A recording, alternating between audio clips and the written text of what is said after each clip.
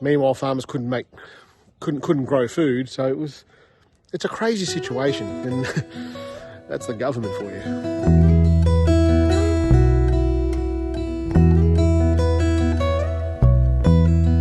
This morning we're watering, and with some of the comments I've had on some of the other videos, it's probably worth explaining what on earth we're doing here. So where we live is irrigation country, so if we want to water the paddocks, we water them with flood irrigation. And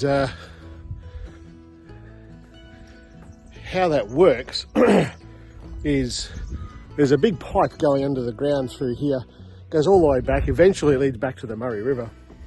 So we're part of the Murray-Darling Basin Plan. So we order water.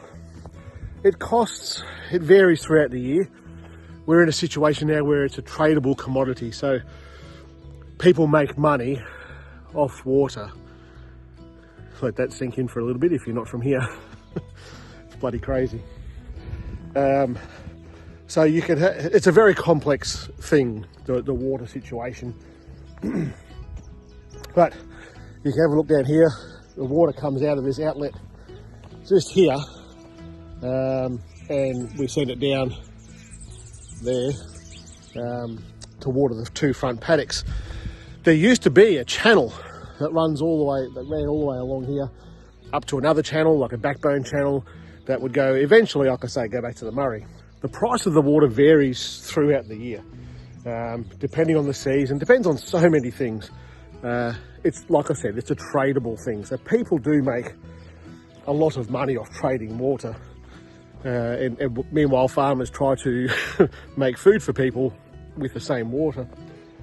When we first moved here, it was about, I think it was $70 a meg, and through what could only be described as a man-made drought a few years ago, it was up to $1,800 a meg.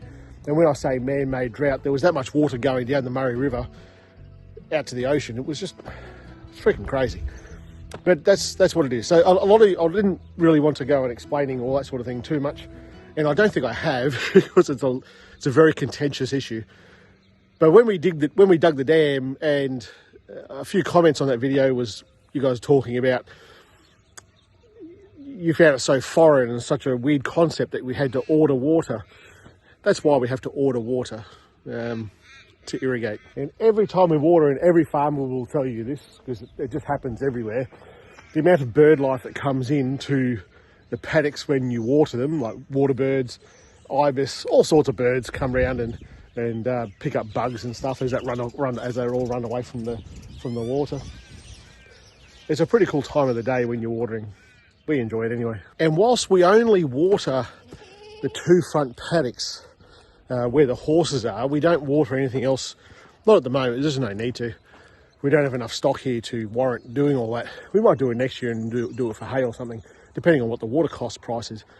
But to water these two paddocks down here, and we do it probably every 3 weeks, 2 to 3 weeks, depending on how dry things are. That costs us about $300, and that's only two paddocks. So some farmers around the place with thousands of acres, it would cost them thousands and thousands of dollars to water all that. It becomes a bit bloody expensive. It used to be that people would move to this area because water was inexpensive, land was inexpensive. You could have a reasonably profitable farm in our location here. But since they took the water off the land, as in you don't actually have to own land to get water, that's when the tradable stuff came in. Like even, I think a little while ago, the San Francisco Fire Department, I might be wrong in this, but there was certainly room around town that they were one of the biggest holders. Their superannuation fund was one of the biggest holders of permanent water for our region, and they were just using it to trade. Meanwhile, farmers couldn't grow food, so it's a crazy situation, and that's the government for you.